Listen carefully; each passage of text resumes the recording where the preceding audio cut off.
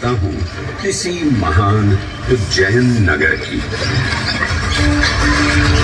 उज्जैन, जिसे संस्कृत साहित्य में अवंतिका, विशाला, कुशस्थली, पद्मावती, कनकश्रृंगा, स्वर्णश्रृंगा, प्रतिकल्पा, कुमुदवती और अमरावती के नाम से पुकारा गया।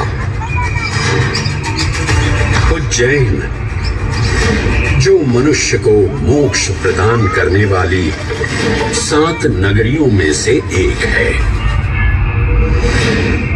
उज्जैन, जहां 84 महादेव का आशीर्वाद प्राप्त है। उज्जैन, जिस पर सदा ही कृपा रहती है महाकाल की।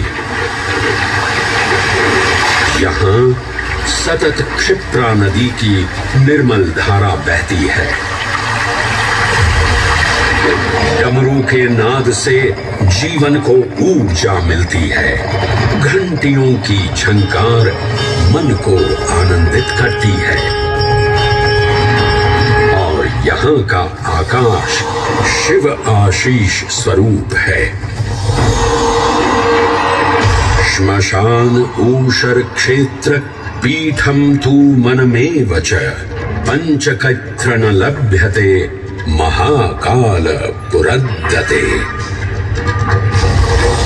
अर्थात यहाँ पर श्मशान, ऊषर यानी अनुपजाऊ भूमि, क्षेत्र अर्थात पवित्र भूमि, पीठ यानी शक्ति स्थान और मन अर्थात आध्यात्मिक शांति का स्थल, पांचों एक ही स्थान पर उपलब्ध हैं।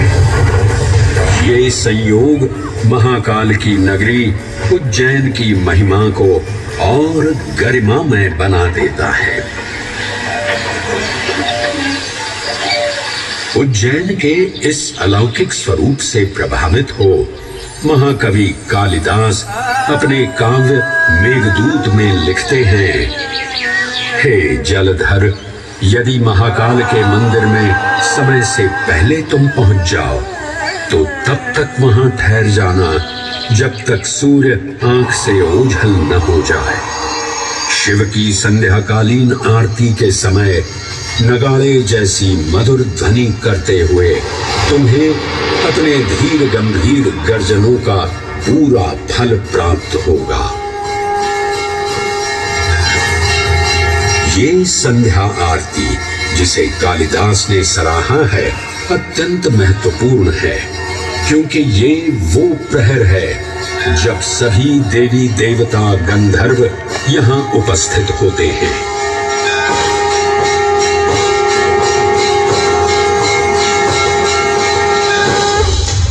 उज्जैन की महिमा अद्वितीय है। सतयुग, त्रेता युग, द्वापर युग और कलयुग, हर युग में इसका अप्रतिम महत्व रहा है। इस काल यात्रा में सबसे पहले आपको सतयुग के उस कालखंड में ले चलता हूँ जहां देव और दानव एकत्रित हैं समुद्र मंथन करने के लिए। मन की आंखों से कल्पना कीजिए, भगवान विष्णु ने कूर्म का रूप ले मंदरांचल पर्वत को अपनी पीठ पर उठा रखा है। सागर से विकराल लहरें उठ रही हैं, मेघ भयानक गर्जना कर रहे हैं। देव और दानव वासुकी सर्प को नेति बना और मंदार पर्वत को मथनी बना सागर को मथ रहे हैं कि तभी जल का पाप कालकूट विष निकलता है और पूरी सृष्टि को अपने ताप से झुलसाने लगता है। इस भयावह स्थिति ने देवताओं और असुरों के बीच हाहाकार मचा दिया। ये कैसा अनर्थ है? लक्ष्य था अमृतत्व का, पर अब मृत्यु की विकराल छवि हमारी आंखों के समक्ष मंडरा रही है। इस भयंकर संकट से केवल वही उद्धारकर्ता मुक्ति दिला सकते हैं जो समस्त विश्व के परम संरक्षक हैं। तभी सब महादेव की शरण में जाते हैं और पुकार लगाते हैं, ओम नमो भगवते रुद्राय।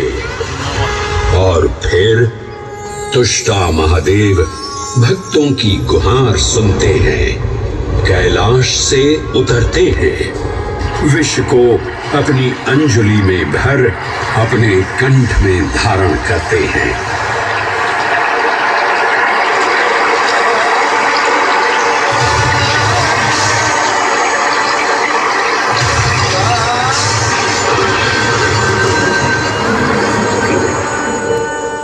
अंततो गत्वा सागर मंथन से अमृत कलश प्रकट होता है। जैसे ही अमृत प्रकट हुआ, दानवों ने इसे केवल अपने आधिपत्य में लेने की आकांक्षा प्रकट की और संघर्ष छिड़ गया। आज यदि हम इस अमृत को प्राप्त कर सकें तो हम देवताओं पर हमेशा के लिए प्रभुत्व स्थापित कर पाएंगे। अमृत अपात्र हाथों में ना जा पाए, क्योंकि ये अपनी शक्ति का असीम दुरुपयोग करेंगे। इस अराजकता के परिणाम स्वरूप अमृत की कुछ बूंदें छलकी और पृथ्वी तक पहुंच गई। 4 स्थलों पर स्पर्श हुआ इन बूंदों का, हरिद्वार, प्रयागराज, नासिक और उज्जैन। अमृत की इन्हीं बूंदों के कारण उज्जैन में हर 12 वर्ष पर कुंभ सिंहस्थ मेले का आयोजन होता है। भगवान शिव की लीला देखिए, लोक कल्याण के लिए स्वयं विषपान किया और अपनी नगरी पर अमृत वर्षा करवाई। अमृत की पावन बूंदों से अभिसिंचित ये दिव्य उज्जैन भूमि रामायण के पृष्ठों में भी सम्मिलित हुई। सतयुग के बाद त्रेता युग में माता सीता की खोज में वानर सेना का यहाँ आगमन हुआ।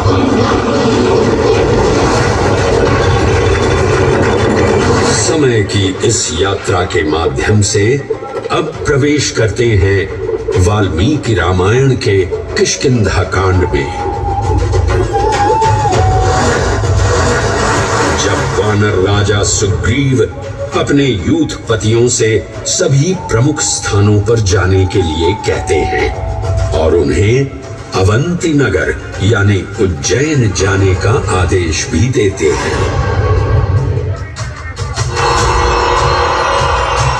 मेखला उत्कल के क्षेत्र, दशर्न के नगर, आब्रवंती, अवंती और विदर्भ के राज्य, साथ ही माहिष्का के आकर्षक राज्य में भी पूरी तरह से खोजना होगा। एक युग भगवान विष्णु के राम अवतार से संपृक्त और अगला युग उन्हीं के एक और दिव्य अवतार से समरस होना, ये अद्वितीय संगम केवल उज्जैन में ही संभव था। परंतु एक क्षण ठहरिए और ध्यान से सुनिए। ये हैं महाकाल के 1008 दिव्य नाम। हाँ, मैंने काल चक्र को परिवर्तित कर दिया है और अब द्वापर युग का शुभारंभ हो चुका है। विस्मय पूर्ण हो जाएंगे ये जानकर कि महाकाल के इन नामों को स्वयं भगवान श्री कृष्ण ने रचकर पिरोया था। महाकाल सहस्र नामावली की ये अद्भुत रचना उस समय की है जब योगेश्वर कृष्ण, उनके मित्र सुदामा और शेषावतार बलराम ने अवंती नगरी में स्थित सांदीपनी ऋषि के आश्रम में वेदांत दर्शन और शस्त्र विद्या की शिक्षा ग्रहण की थी। कहते हैं कि भगवान श्री कृष्ण को अवंती ने ऐसा मंत्र मुग्ध कर दिया कि यहाँ 64 दिनों तक रुककर उन्होंने 64 विद्याएं और 14 कलाओं का ज्ञान लिया। उज्जैन का संबंध महाभारत से भी जुड़ा हुआ है।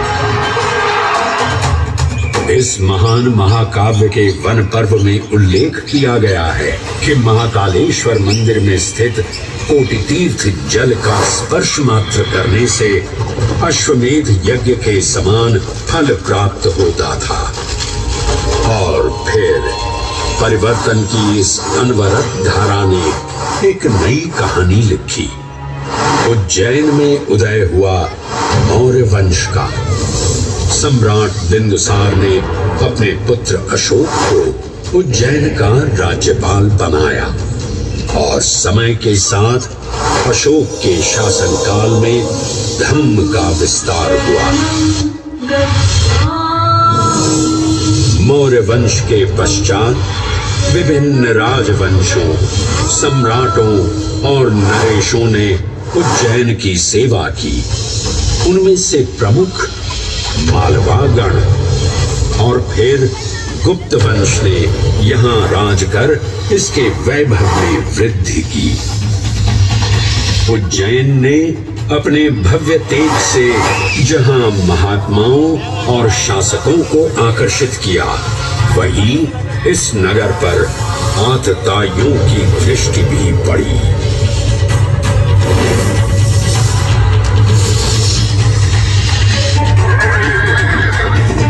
शक मध्य एशिया की खानाबदोश जनजाति थी, जिन्होंने उत्तर पश्चिमी और मध्य भारत के कुछ हिस्सों पर आक्रमण कर अपना शासन स्थापित किया।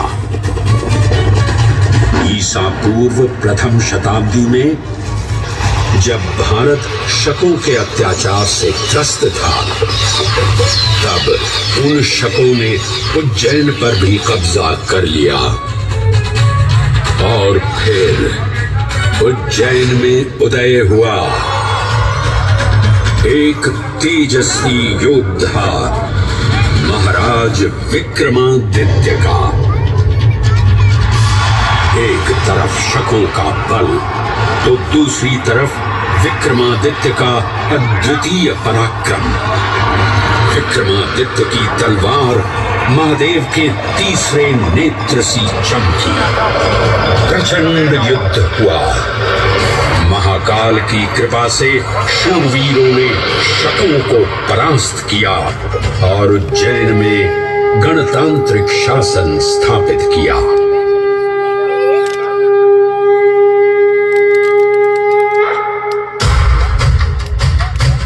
इन्हीं महाबली विक्रमादित्य की राज्यसभा महाकाल मंदिर में ही प्रतिष्ठापित थी। आज भी इस मंदिर की घंटियों में विक्रमादित्य की वीरता और शौर्य की प्रतिध्वनि गुंजायमान होती है। राजा विक्रमादित्य और शकों के मध्य हुए युद्ध ने उज्जैन को काल चक्र से अभिन्न रूप से जोड़ दिया, क्योंकि जिस दिन उनको विजय प्राप्त हुई, उस गौरवशाली उपलब्धि के सम्मान में एक नवीन पंचांग का शुभारंभ किया गया, विक्रम संवत पंचांग। आज भी कई हिंदू पर्व और धार्मिक अनुष्ठान विक्रम संवत पर आधारित हैं।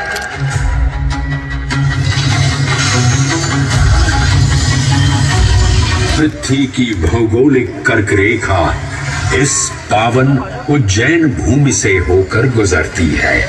लगभग 300 वर्ष पूर्व उज्जैन विश्व समय का प्रमुख संदर्भ बिंदु था। यही कारण है कि उज्जैन की वेदशाला में वराह मिहिर, आदित्य दास, ब्रह्मगुप्त, आर्यभट्ट और भास्कराचार्य जैसे महान विद्वान अनुसंधान और अध्ययन में तल्लीन रहते थे। खगोल शास्त्र का केंद्र, महाकालेश्वर का आवास, जगत गुरु कृष्ण की नगरी, विक्रमादित्य का राज। जयति जय उज्जयिनी, वैभवशालिनी नगरी उज्जैन।